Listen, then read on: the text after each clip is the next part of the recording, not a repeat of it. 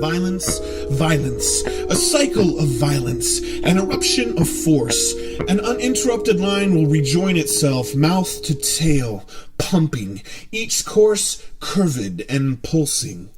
The transmigration around a globe, each flock with their lucid circle of shoulder orbits moving into a future that dovetails them right back into the past. Wings flagellant, feathers curled around the wound of being, mantling a captured or discovered meal, or shoving away some suckling enemy. An all-conquering body has a front that will eventually meet its end with nothing but itself left to overthrow.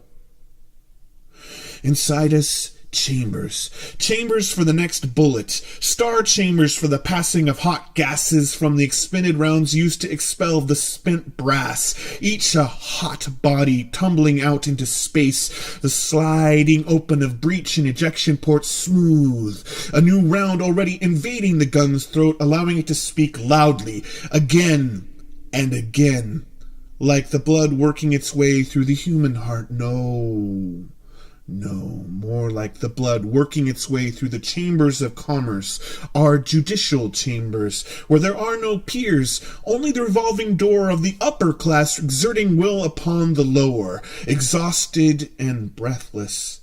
These extremities on which our body walks, extremities with which it prunes the garden taken for granted and consumed, that upon which we most depend must remain judged, the unseen as unknowable as the breath that courses through our lungs and gives us voice, through the discharge of our breath, a howling exhale that directs all missiles back to ourselves, we wet slabs of meat that collapse back into disposable calories that we turn ourselves inside out for, so that the world we entered as children becomes our skin, bones, and teeth, and the world that is us squeezes the shuddering corpse of ourself, the soul made of pipe, beam, rebar, wiring, security camera, convex mirror gaping up at the fluorescent lights and the aluminum and wood trusses that keep the ceiling from crushing down on top of our DOS shell.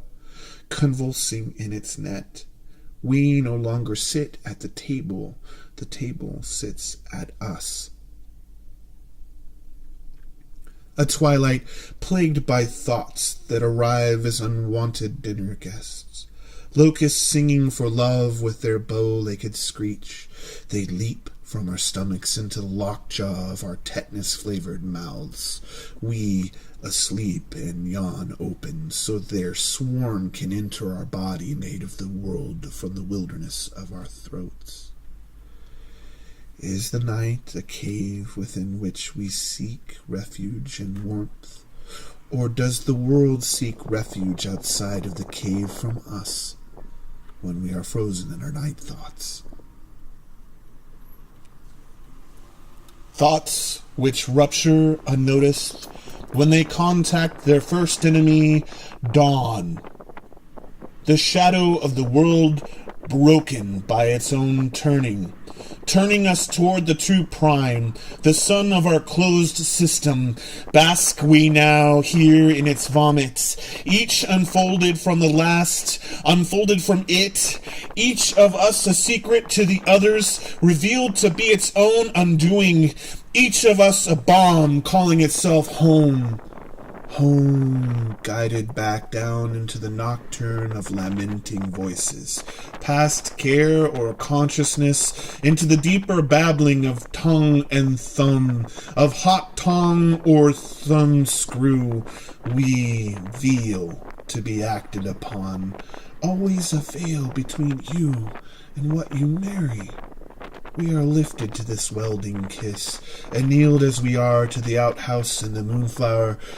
How we bloom as both into this absence of freedom, released from the unconscious grip of midnight, this ruse of morning, these thoughts, a flock among flocks, each unfolded from each other, measured and individuated, then refolded into something useful for the powerful among us. For instance, A blank thought could be folded into a paper crane, which lifts its delicate wings to receive the hard point and ordnance of the profiteer, who doesn't feel the effects of that refolding. Whole grim villages on the fault lines of what is unfolded, what is refolded, and creased permanently by an oppressive thumb, new and old creases like the lines in hands and faces of the wizened few who survive beneath the decisions of the folder, divisions that fracture the bones and skulls of young and old alike, who do not have the same guarantees as our Congress, to whom they have no kinship, the flock of no flock. Flocks of skillful organs, thoughts and people. What good is a thought if it's not in service to a people? What good are a people who are not in service to a thought? What skill will serve us? The use of needle and thread, or the patterns that garb us? The clothes that make me a human, are they not organs? Are they not themselves skillful? Who has eyes in their skin like the cherubim? Is the full or empty stomach wise? What makes sense of this?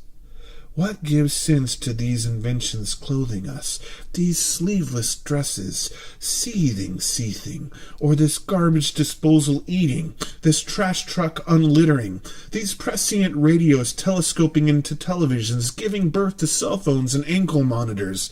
May as well have titled this thing Selfie in an Ambulance. This hard skull, so soft at the temple and just waiting for a hammer or bat blow, stripped of its neck and nose, draining blood and mucus at an alarming rate, eyes televising the asphyxia of the brain, the ears, cauliflower satellite dishes, sending and receiving nothing, the hair still warm, slightly matted from something soft left over by the missing body, the EMT cooing, "It's gonna be okay. It's gonna be okay. It's gonna be." Cut away. Look away to the naked human body, perfect and whole.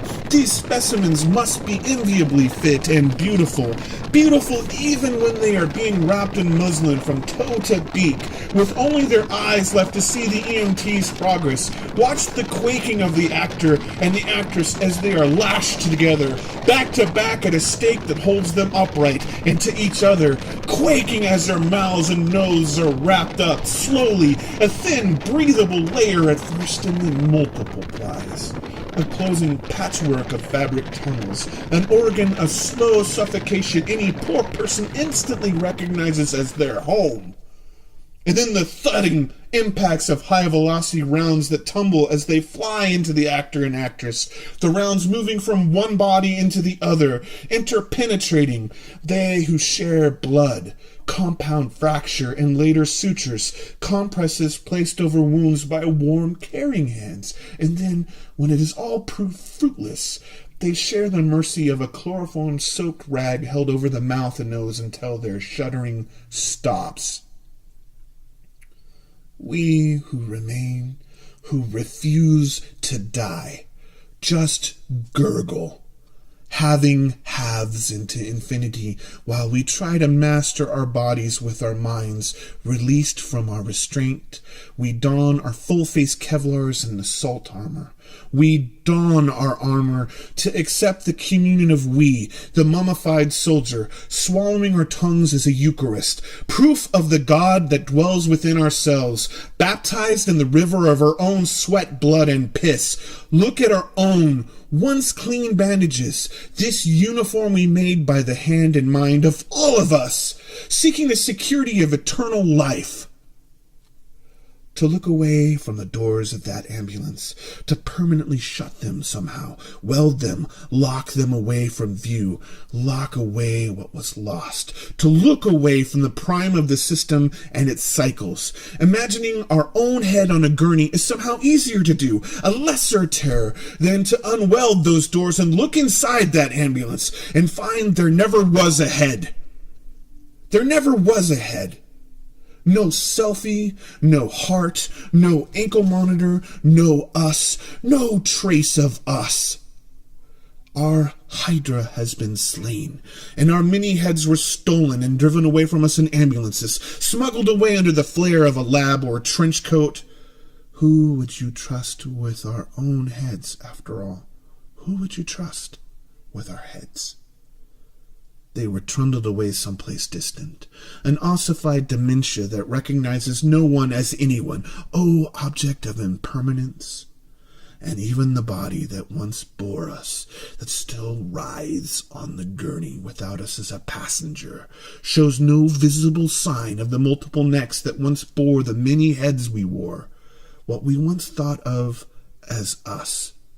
Our body, now smooth-chested with no protrusion to mount such a head upon, the hydra of the self now refolded back into our once human form, with no mouth with which to speak, no ear with which to hear. We now a being of all vacuole, consuming and excreting a distinction that could only be made by the rocking of ourselves backward and forward in time. In time, the senses themselves are lost, the body's memories projecting what we once experienced as the new real, a new photograph, slowly losing its resolution, constricted by the syncope of the vice-gripping light that besets us, this circadian rhyme of shadow and darkness, neither of which is the same, one dependent on light and opposing object, the other the simple absence of light. This cycle has its thumbs buried deep into our gulping imaginary necks, the memory of breathing and choking, so much stronger than our vestigial need to breathe. Our photographic consciousnesses see the blood stopping, the seizure made naked to our missing eyes, those poor, caved-in, gouged-out eyes. This, the difference between watching something on a screen and having it happen to you, the pornography of it, these vast complexes of error and oversight, echo chambers, think tanks, the gibbered warning passed to us through our childhood game of telephone, the whispers of our love letters, one to another, or the lonelier call of the writer scrying to some later, different age, with its own set of different, but equally unrequited potentialities. Mizzen in the beam, on fractal, onward rhizome, I was commanded to find lines of flight, so onward we wander into the wilder, deeper grasslands, to run under the giant feet of the sauropods, grinding stones roiling in their stomachs, but we will not run as some human, for in them we hear the sound of tennis shoes in a dryer, the grinding clunk of cement hauling trucks that have carried their loads far too long to make their intended bunkers and torture chambers for the rich. And we breathe in all this wonder, swaddled, unsafe. We, the warhead, in a baby blue nursery.